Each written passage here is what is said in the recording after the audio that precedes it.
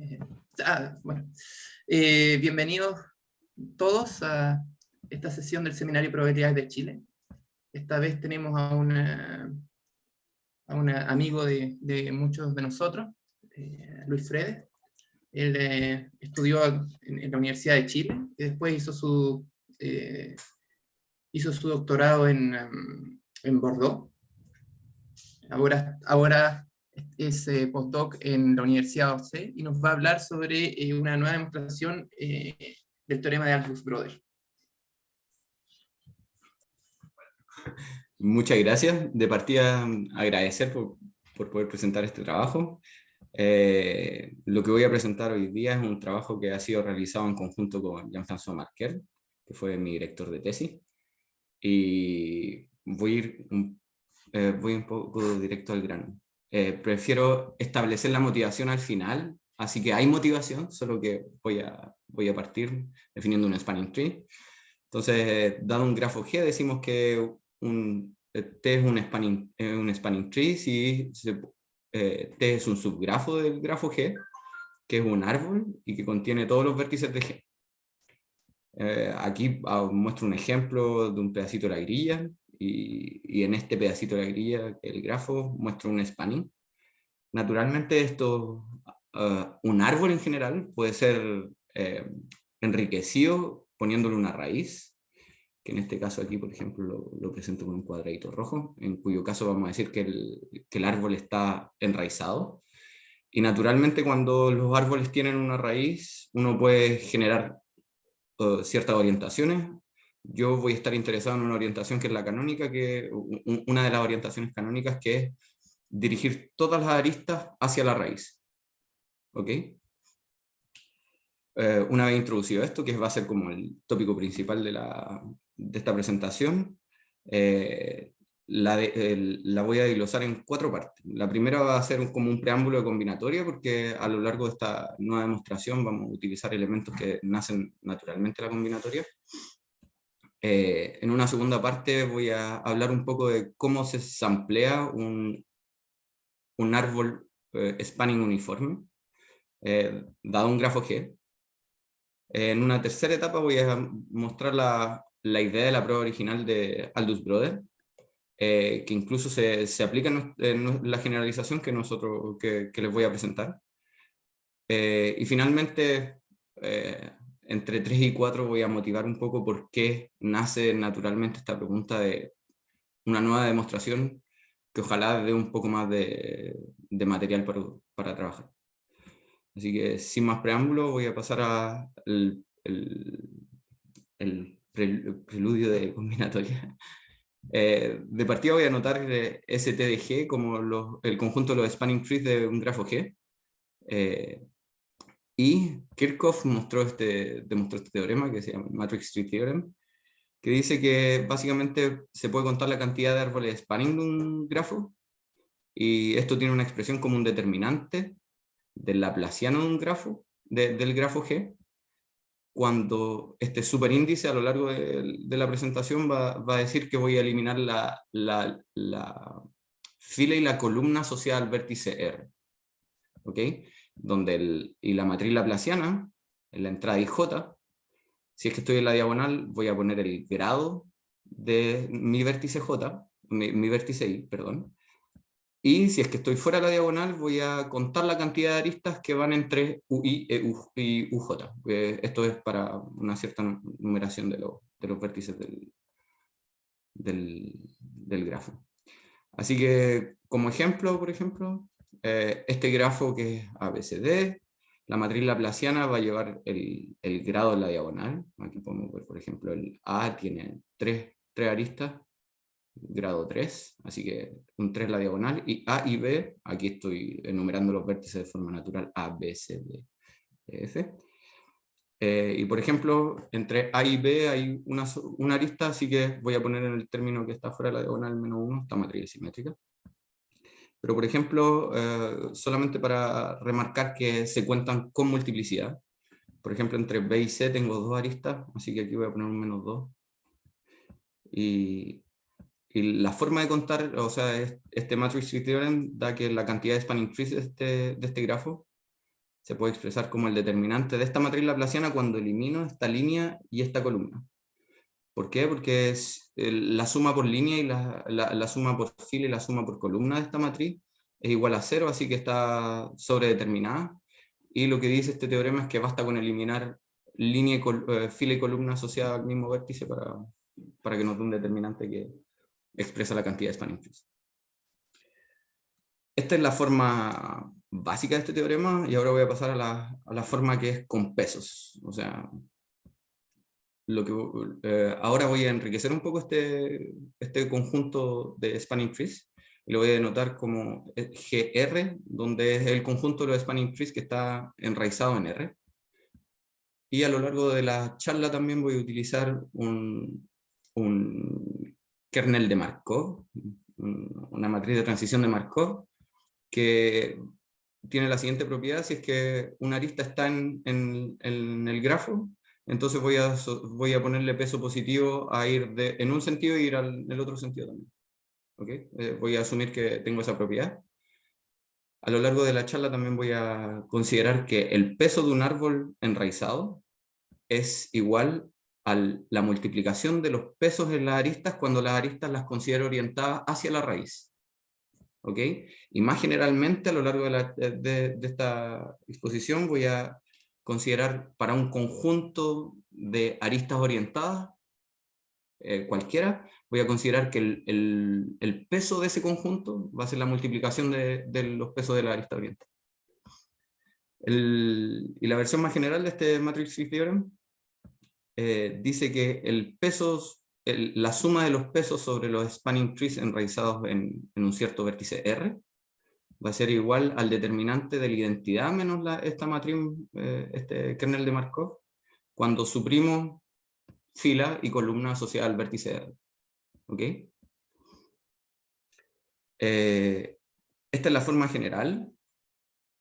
Entonces, dado que ya introduje términos que tienen que ver con el determinante, van a haber ciertas consecuencias que salen de esto.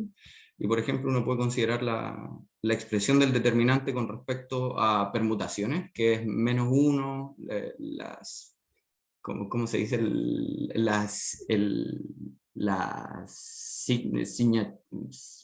Design de la permutación, y después lo que uno va a considerar son el signo de la permutación, y después lo que uno va a hacer es que va a considerar esta permutación, que uno la puede ver como un conjunto de ciclos orientados, y voy a considerar el peso de esta permutación, viéndola como un conjunto de aristas orientadas.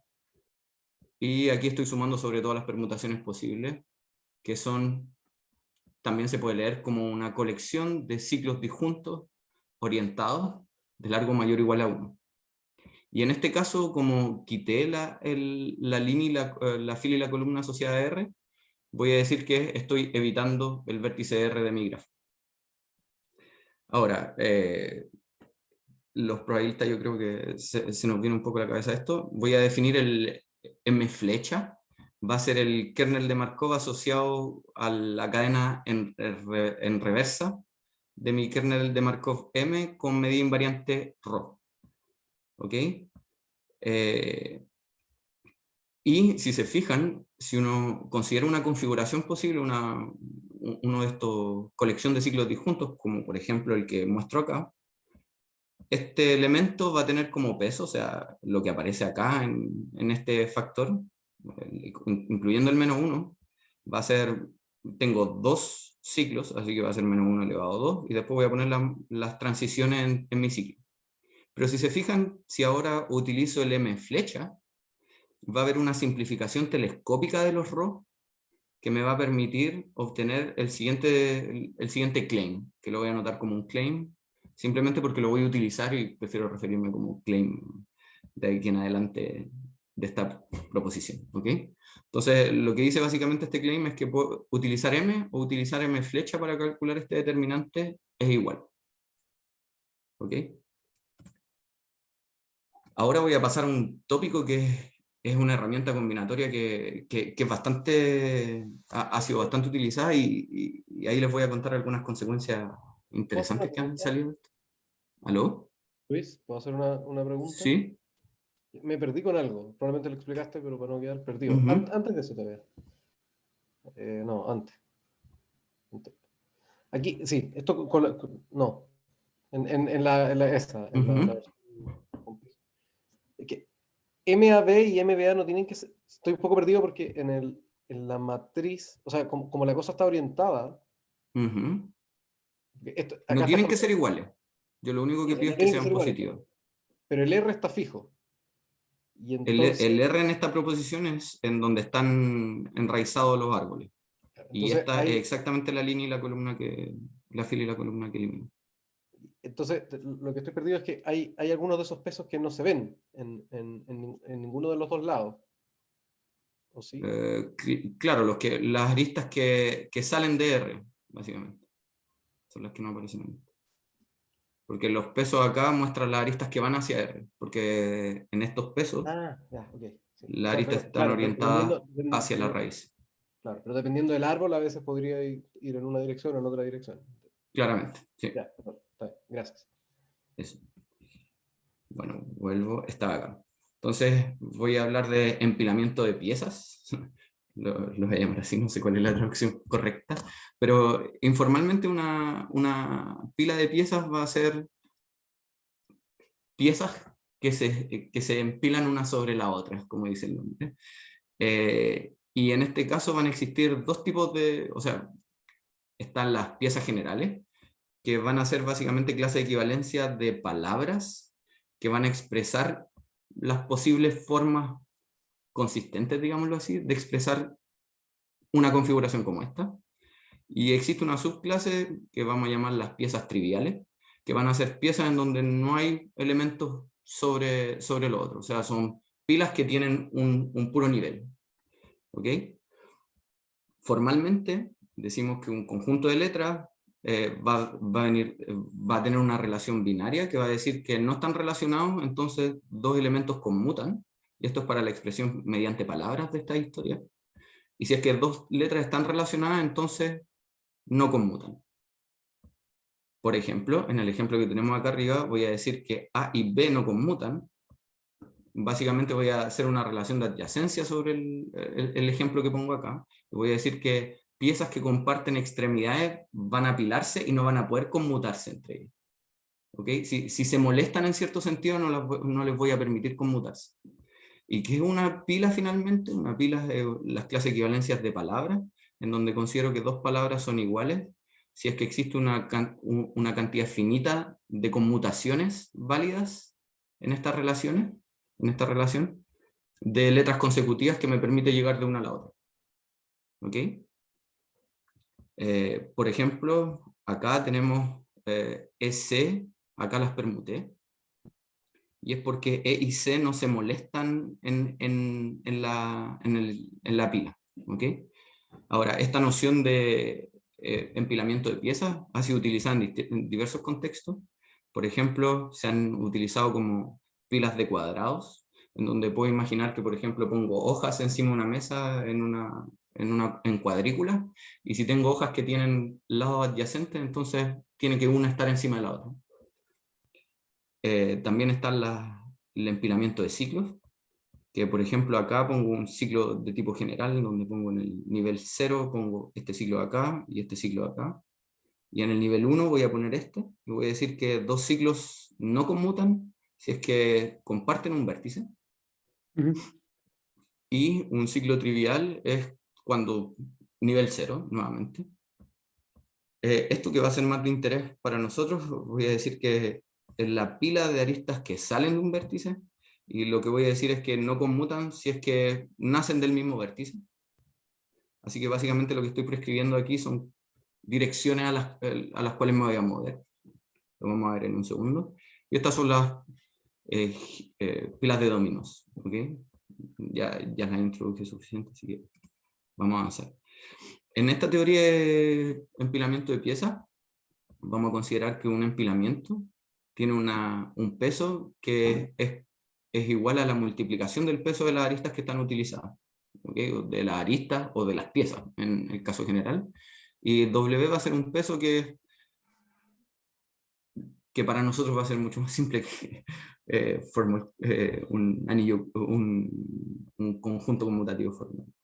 El punto importante de todo esto, o una de las cosas que marca y que le da mucha fortaleza, digamos, a esta teoría, es el lema de inversión, que dice que si quiero contar el peso total de todos mis empilamientos, esto va a ser igual a 1 dividido la serie alternante de piezas triviales. O sea, aquí le voy a poner un -1 elevado al tamaño de la cantidad de piezas de mi empilamiento, y aquí voy a poner el peso de mi empilamiento, y estos son empilamientos triviales. ¿Ok? Entonces, si volvemos a nuestro ejemplo, y por ejemplo le pongo peso X a cada una de las piezas, o sea que un empilamiento H va a tener X elevado a H como peso, el peso de todos los empilamientos posibles que pueda hacer en estas configuraciones va a ser igual a 1 dividido la serie alternante. En este caso, esto va a ser la pila nula, o sea, la que no tiene ninguna pieza. Tengo 5 elementos que tienen una pieza, A, B, C, D, E. 6 que contienen 2 y una que contiene 3, que es A, C, E. Así que básicamente este lema de inversión me permite calcular rápidamente ciertos objetos en combinatoria que da funciones generadoras de forma rápida. Lo que nos va a interesar a nosotros en particular es que si consideramos los empilamientos de ciclos, en este caso, que evitan R, aquí voy a volver a la expresión del determinante en cierto sentido. Si quiero contar la suma de los pesos de mis pilas de ciclos que evitan R, voy a tener 1 dividido la serie alternante, y sorpresivamente la serie alternante es el determinante. Cuando pongo como peso en mis ciclos, la multiplicación del peso de las aristas de la arista orientada. Así que el peso total de los ciclos, de las pilas de ciclos que evitan R, va a ser igual al determinante a la -1. Como resumen de todo lo que he hablado, tenemos el teorema del Matrix Tree Theorem, que dice que la suma de los pesos de los spanning trees enraizados en R va a ser este determinante. Tenemos la expansión mediante los ciclos, que es la serie alternante de los ciclos triviales. Tenemos el claim, que dice que usar M o M flecha es lo mismo, y algunas de las consecuencias, como ya vimos, que podemos calcular el peso total de los empilamientos de ciclo. Y también está esto que es llamado el Markov Chain Tree Theorem, que se enuncia normalmente sin pasar por acá, que dice que la medida invariante de una cadena Markov se puede ver como, en el vértice B, se puede ver como la suma de los pesos de los spanning trees que están enraizados en B. ¿Ok? Dividido por una constante de normalización para que sea una medida de probabilidad. Ahora, lo que me interesa que guarden finalmente, después de todo este resumen, en sus cabezas, es que si utilizamos para ρ esta primera expresión y la multiplicamos por esto que está acá arriba, estos determinantes se van a anular y voy a poder obtener que Z, la medida invariante en B, los ciclos que evitan B, el peso de todos los ciclos, de todos los empilamientos, todas las pilas de ciclos que evitan B, voy a obtener 1, que es algo que voy a necesitar. ¿Ok? Y ahora ya voy a pasar a la parte de probabilidades más directamente. Entonces, si consideramos un grafo G fijo, hay distintos algoritmos para samplear un Uniform Spanning Tree. Está el algoritmo de Aldous-Brothers, que lo vamos a estudiar un poco de forma más detenida. Está el algoritmo de Wilson, que es el más eficaz a nivel tiempo esperado de ejecución. Y está también otro método que utiliza el teorema de Matrix Tree, con una idea que viene del polinomio de Tott, que si tengo tiempo voy a pasar por estos dos. Y hay otras técnicas que pasan por interpolar entre Aldous Brother y Wilson, o modificar un poco Wilson, o modificar un poco Aldous Brother, etc. Todo esto con el objetivo de hacerlos cada vez más eficientes en tiempo de ejecución. Ok, entonces, voy a explicar cómo se construye Aldous Brother. Entonces vamos a considerar una marcha W que sigue un proceso de Markov con kernel M, y lo voy a considerar que está en su régimen estacionario. Y también voy a considerar que al menos corre hasta el cover time, o sea que visitó todos los vértices. Y voy a denotar el árbol que se llama el first entrance, que va a ser el árbol generado por la marcha, con R, es un árbol enraizado, R es el punto inicial de la marcha, y T va a ser el spanning tree formado por las primeras aristas que son utilizadas para visitar por primera vez un nuevo vértice. En un ejemplo, por ejemplo, aquí me doy una marcha, marco con flechas de donde parte hacia donde va, y una vez que visito un nuevo vértice, lo agrego a mi árbol. Entonces, básicamente lo que estoy haciendo es hacer crecer una componente conexa, un árbol, que va a ser todo el tiempo conexo, y una vez que me salgo de este árbol y visito algo nuevo, voy a agregar esa arista. Y ese es el first entrance. Y naturalmente lo llamo first entrance porque es la primera arista de entrada a la que voy a guardar. Esto es una cadena Markov se dice reversible si existe una medida que satisface, una medida ρ que satisface esto para el kernel de Markov M. Y básicamente lo que estoy haciendo es, si parto de U y llego a B en el régimen estacionario, esto tiene el mismo peso que partir en B e ir a U en el régimen estacionario.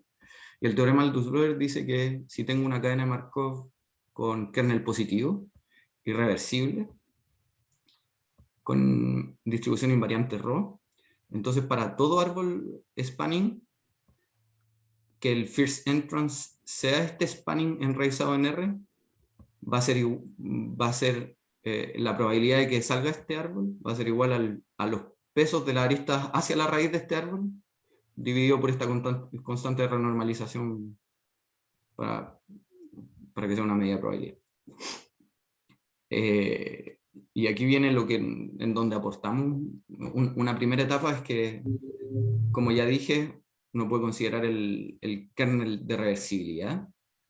Y en este caso lo que nosotros pudimos demostrar es que si consideramos un kernel positivo, con distribución invariante ρ, entonces todo árbol spanning es ampliado, pero ahora fíjense que se cambia el rol del M por M flecha. Y lo mismo para la constante de renormalización. Ahora, dejé un espacio en blanco acá, y es porque en un principio, en la versión de archive del paper, pusimos que habíamos descubierto esto, pero después fuimos contactados por Lyons, que nos dijo que ellos lo habían demostrado, solo que no habían actualizado el paper en archive, entonces era virtualmente imposible encontrarlo, y la versión con el teorema estaba en su página web. Así que, de verdad, necesitábamos que nos dijeran dónde encontrar eso. Y recientemente fue aceptado para publicación, así que este teorema ya fue conocido. ¿Cuál Lyons, Luis? Este es Terry Lyons. Terry no es el de Estados Unidos, ¿no? No, debe ser Russell debe ser. Me parece que Russell, ¿no? Lyons. Sí, Russell Lyons. Okay, perdón. Sí. Disculpen. Bueno, él nos contactó y nos dijo que ya lo habían demostrado. Después nos pusimos a ver si es que efectivamente la demostración era distinta, y ellos pasan de verdad por otro lado. Así que aún tiene interés el resultado. Y lo que me gustaría discutir es por qué esto extiende esto que está acá arriba.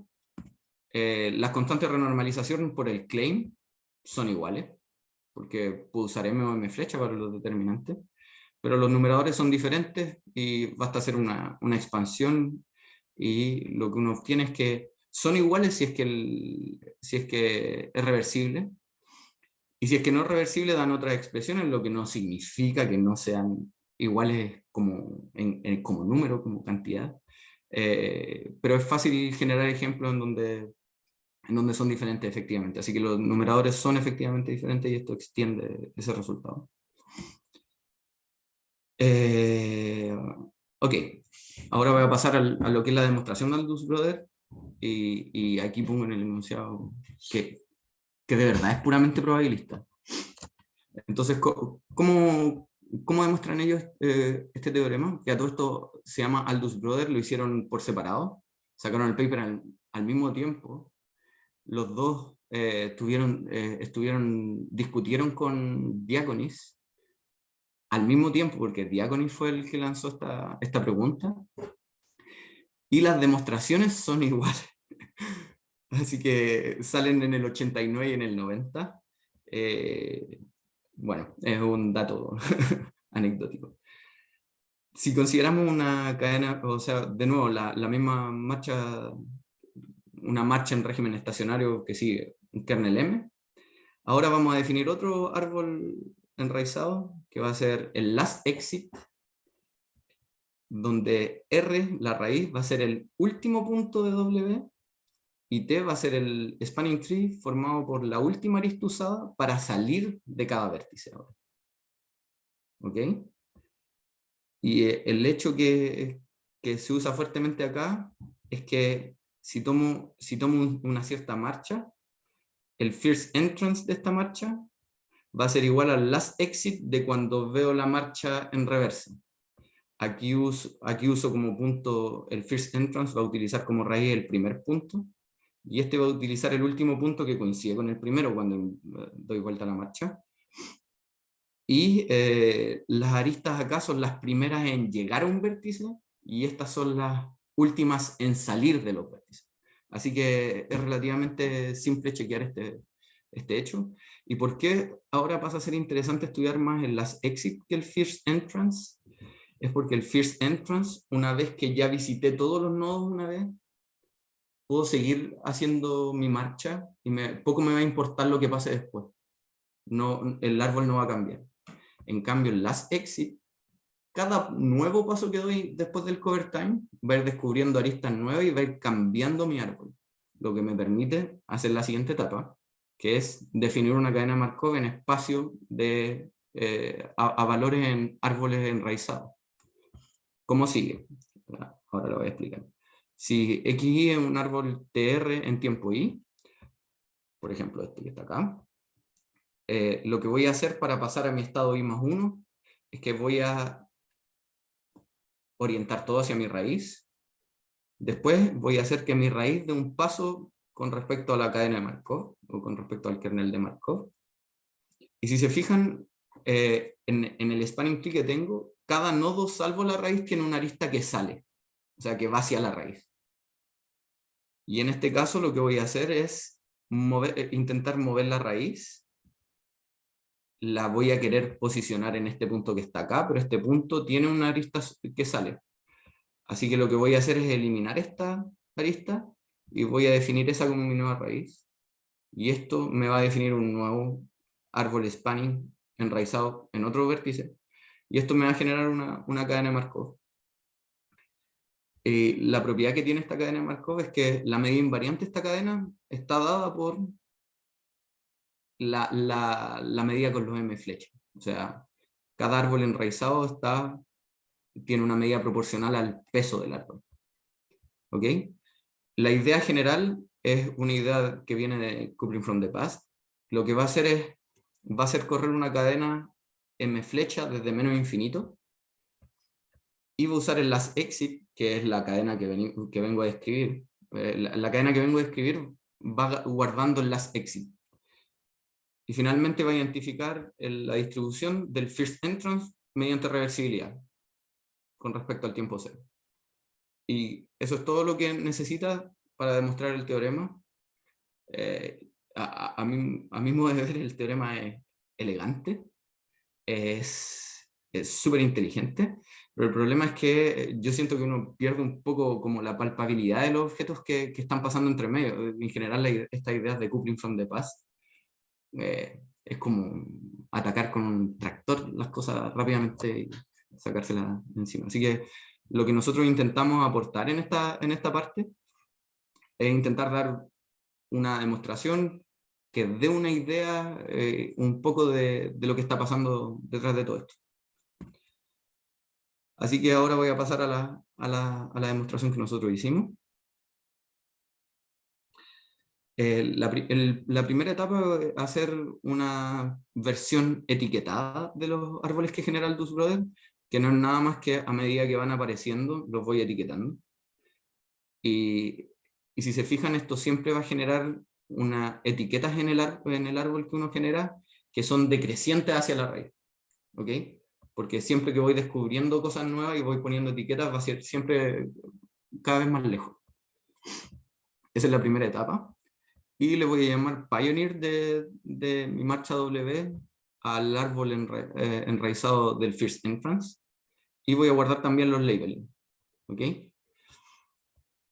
Esta es como la parte un poco más densa este slide, pero voy a anotar como HD de AB, la probabilidad partiendo de A, que una marcha que sigue M escape el dominio D por el nodo B.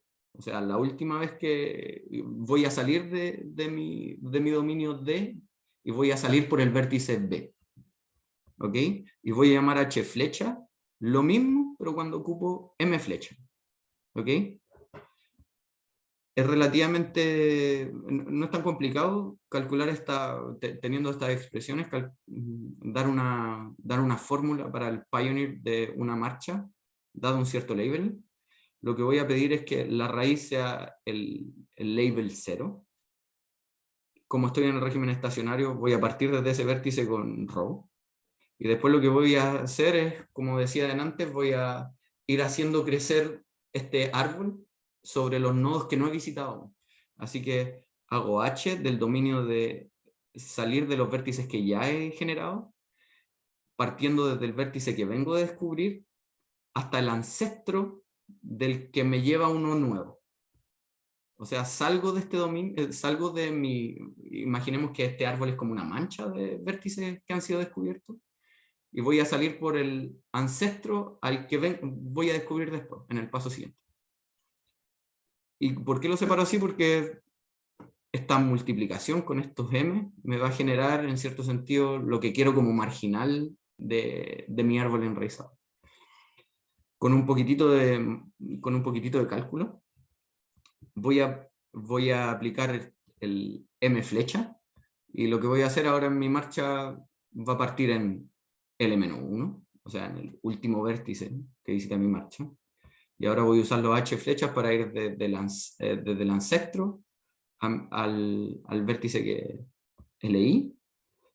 Y acá, si se fijan acá, me queda la multiplicación de las aristas del árbol, pero con el M flecha las voy a poder dirigir hacia la raíz y las voy a normalizar. ¿Por qué? Porque ahora voy a poder sumar sobre L, y sé que esta es la probabilidad que me tiene que quedar para el árbol, si me olvido de las etiquetas posibles.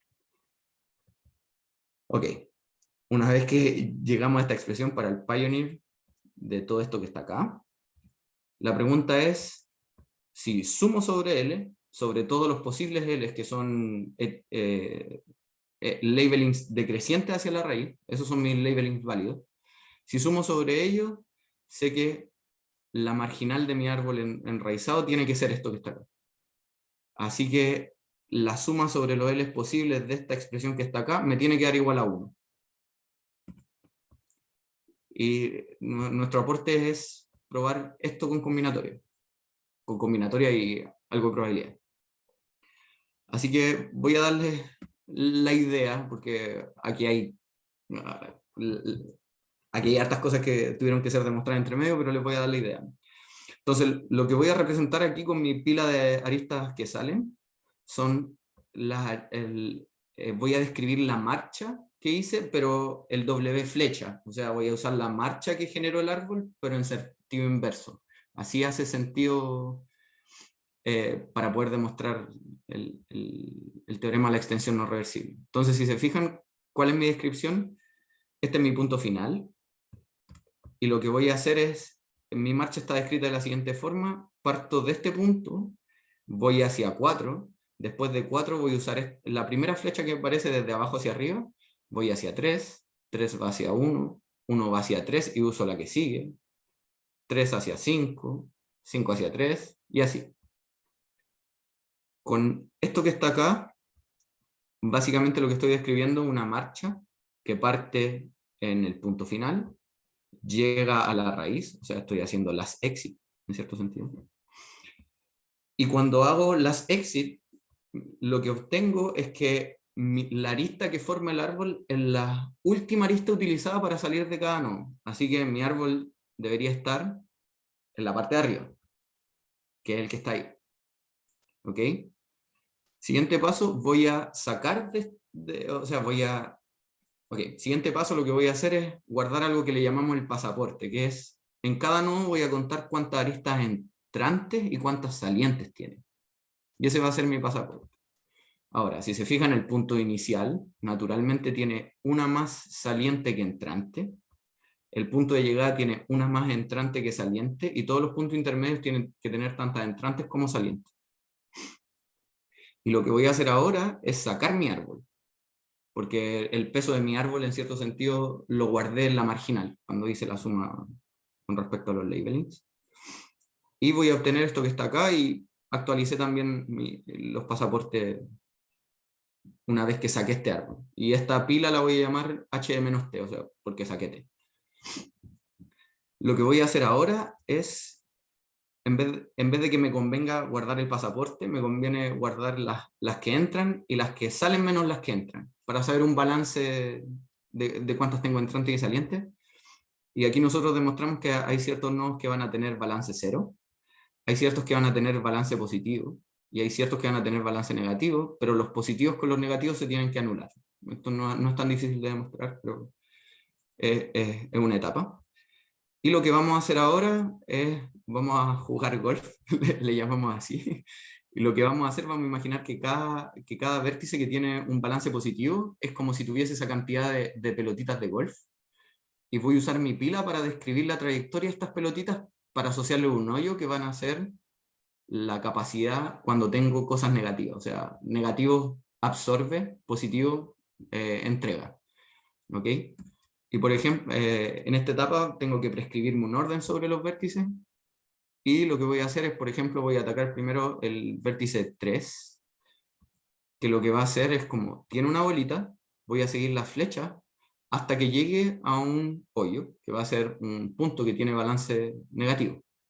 Una vez que hago eso, voy a sacar esa arista, voy a actualizar mi pasaporte, voy a dejar caer mis piezas, y voy a seguir con el siguiente nodo que tenga balance positivo.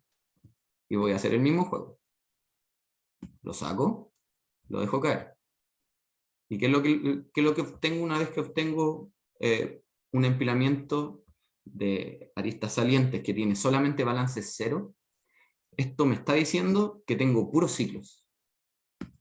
Y lo que obtengo en este punto es un empilamiento de ciclos. Y aquí es donde va a aparecer esta remarca que dije anteriormente, que es importante, que básicamente la demostración pasa por lo siguiente. H-t es la pila que asocio una vez que elimino el árbol, y en este punto eliminé la única arista que salía del punto final. ¿Ok? Así que el empilamiento que tengo con H-t evita este punto que está acá, no lo toca. Entonces, este empilamiento evita el último punto, y lo que acabo de decir es que lo que nosotros demostramos es que este empilamiento puede ser descompuesto en una secuencia de juegos de golf, más un empilamiento de ciclo. ¿Ok? El empilamiento de ciclo es el que sale una vez que obtengo solamente pasaportes de balance 0.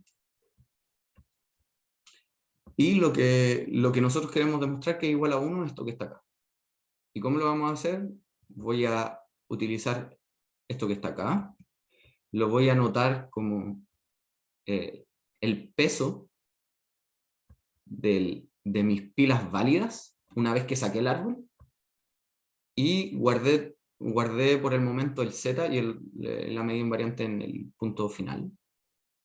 Después, el h de menos t, sé que lo puedo ver como un producto cartesiano entre Golf y HC. Y los pesos tienen esta propiedad, que se separan, si es que puedo descomponer esta pila. Así que los separo. Después los factorizo. Y aquí es donde sale mi remarca, que era esta remarca de importante. Si se fijan acá me da el Z, la medida invariante, y el peso de todos los empilamientos que evitan el punto L-1. Y esto es igual a 1. Y lo que nosotros demostramos es que los juegos de golf que se juegan en esta pila cuando eliminé mi árbol, siempre termina de asociar a cada bola asocia hoyos, y en este conjunto válido, esto suma igual a 1. Así que esta primera parte igual a 1, lo demostramos con un algoritmo que es probabilista, y esta segunda parte viene la remarca importante. Así que de esta forma nosotros conseguimos el resultado mediante combinatoria y probabilidades. Ahora les quería contar un poco de algunas consecuencias que obtuvimos. El primero es un corolario que de aquí nace de verdad esta intención de buscar una nueva demostración. Es que si uno considera un simple random walk, el árbol generado por Aldous Brothers es uniforme el árbol spanning generado es uniforme, pero lo que uno podría hacer es parar este algoritmo de first entrance, o parar esta marcha antes de que haya visitado todos los vértices, y esto igual me va a generar un árbol, solamente que no es spanning. Y lo que podemos obtener con este resultado es que si paramos esta marcha antes del cover time, cuando has visitado m nodos, entonces el first entrance de esta marcha no es uniforme en el conjunto de subárboles de un grafo de tamaño m, que contienen la raíz. Aquí me falta uno, que contienen la raíz.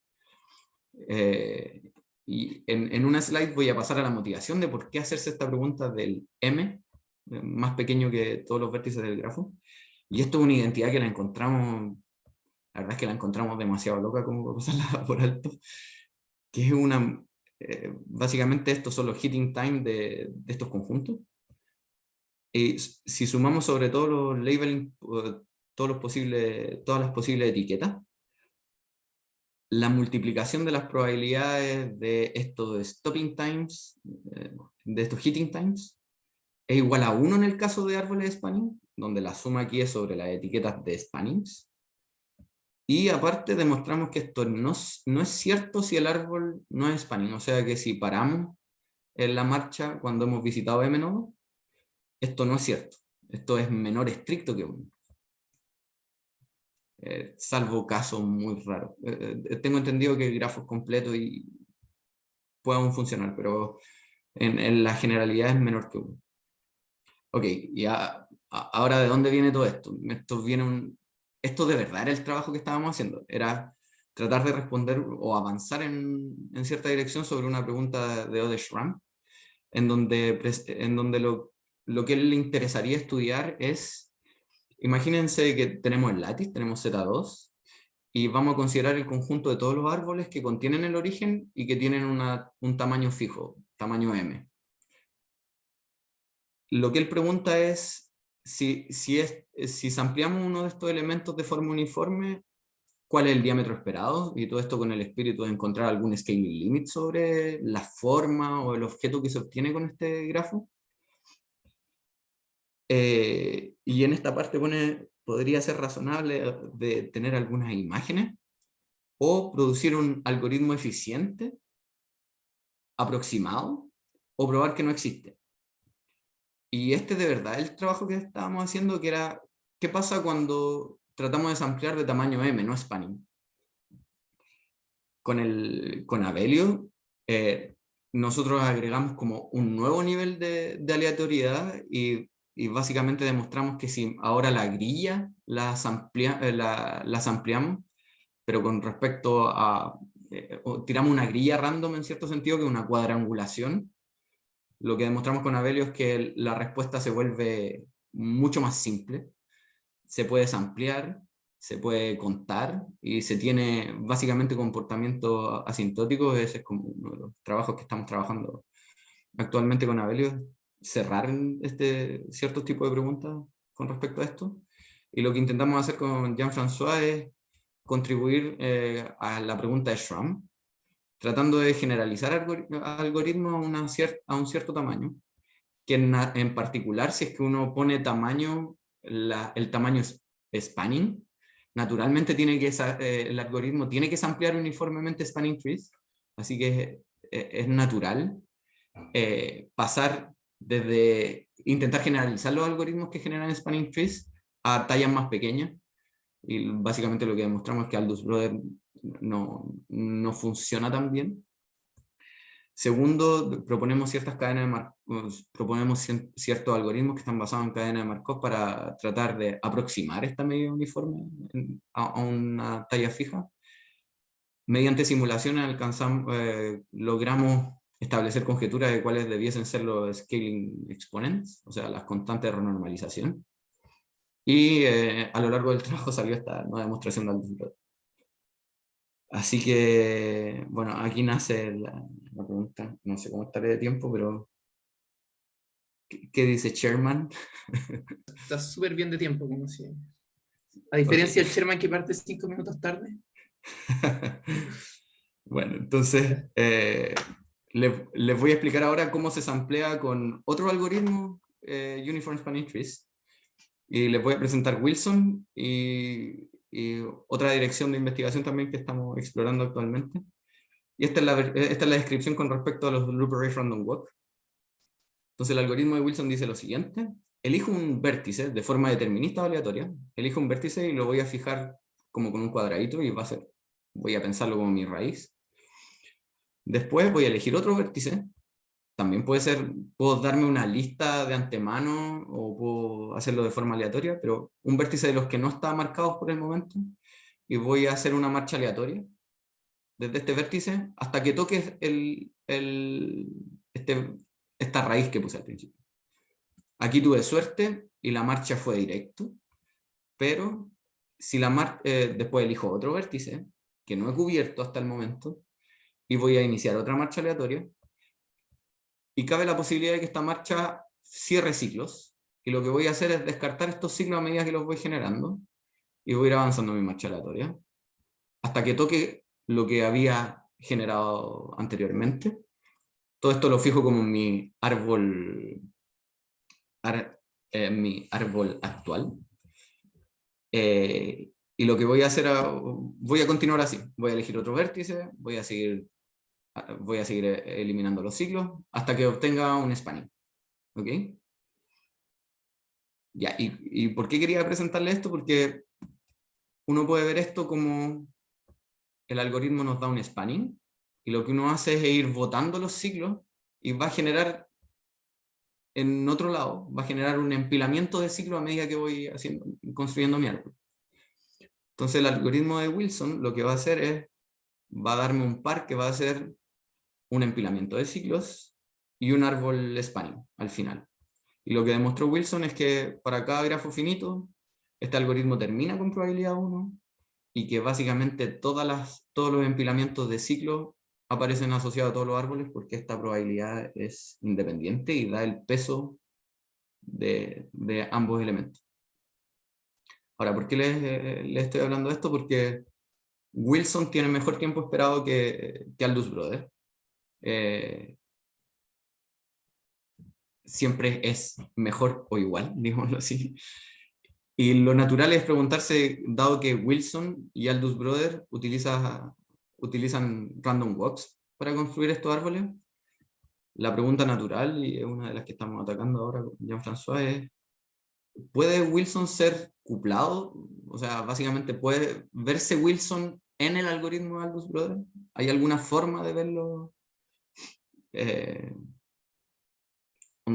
Quizás eliminando ciertas aristas, etcétera, etcétera. Lo que pasa con Aldous Brothers es que al principio Aldous Brothers es bastante rápido, porque como tiene todo por descubrir, las cosas evolucionan rápido, pero llega un momento en donde le quedan muy pocos vértices por descubrir y es difícil que eso pase. En cambio, Wilson, en la última parte, es mucho más performante porque los pocos vértices que le quedan por descubrir, en el peor de los casos, va a iniciar una marcha desde ese punto. Este teléfono.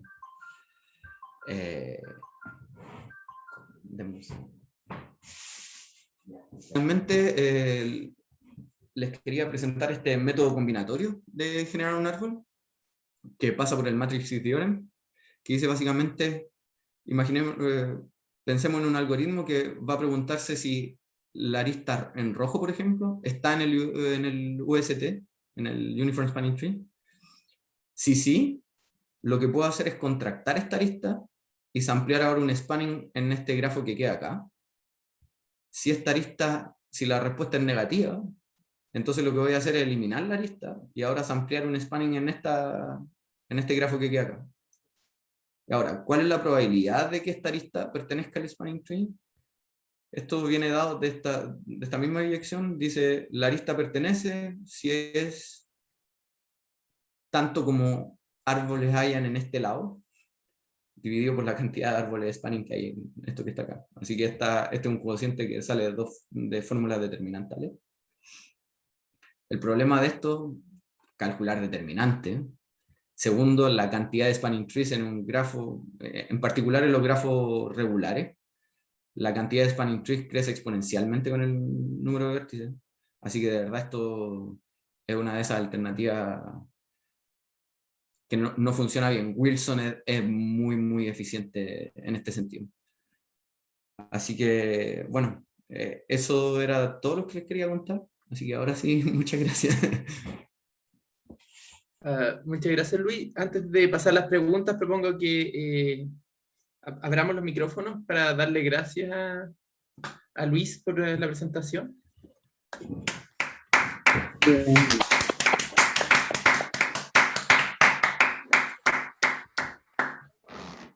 Gracias. Y ahora, bueno, si tienen preguntas, se abren, pueden simplemente abrir el micrófono y hacer la pregunta, o levantar la mano, o cualquier cosa.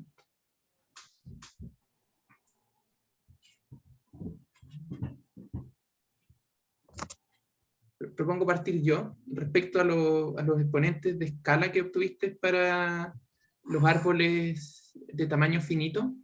¿Dicen algo del lado físico? O sea, ¿hay una esperanza de qué podría ser o se parece en algún modelo físico? La verdad es que creemos que no. Los exponentes que proponemos en general son...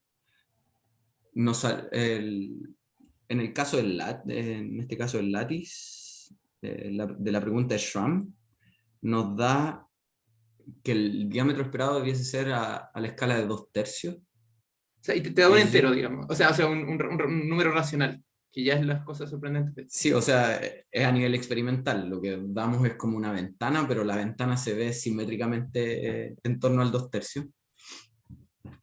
Lo que resulta ser interesante y también en cierto sentido como que dice que sale la clase universalidad del CRT.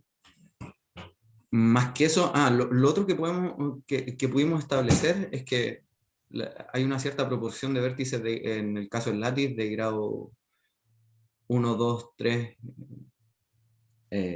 y 4 para este tipo de árboles, y lo que podemos dar son expresiones explícitas y se puede contrastar fácilmente porque en el caso de los spanning se puede calcular explícitamente esos números y uno se puede dar cuenta que son diferentes. O sea que de verdad cambia el régimen de spanning. Bueno, y lo pueden comparar, por ejemplo, con un SLE, porque con un SLE uno podría, digamos, esto corresponde cuando sigues la caminata, en los puntos que corresponde al punto que visitáis 2 veces, o 3 veces, o 4 veces. No lo hemos comparado, es una súper buena idea.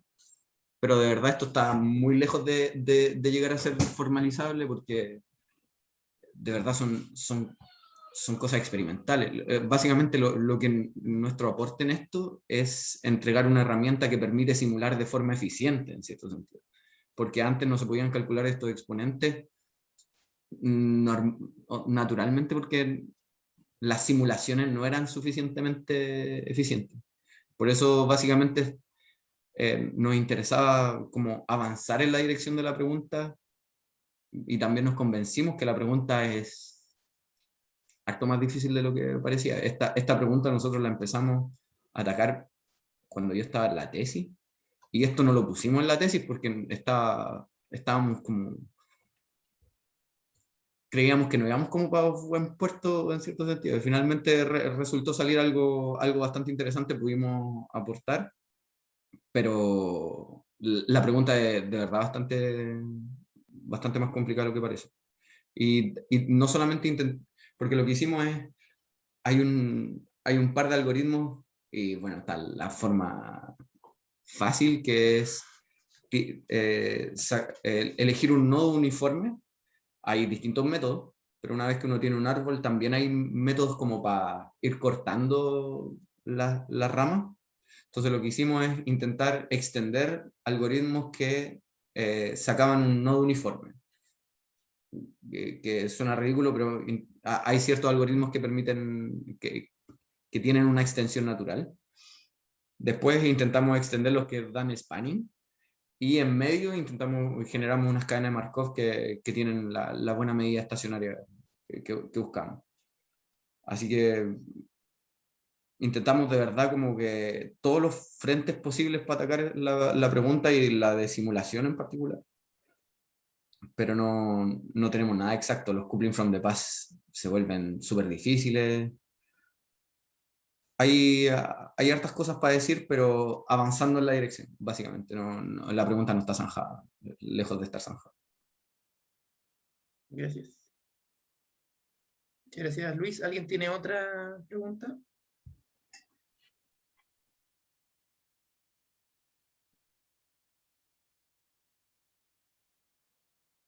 Si no, propongo que le demos gracias a Luis nuevamente por su muy buena charla. Y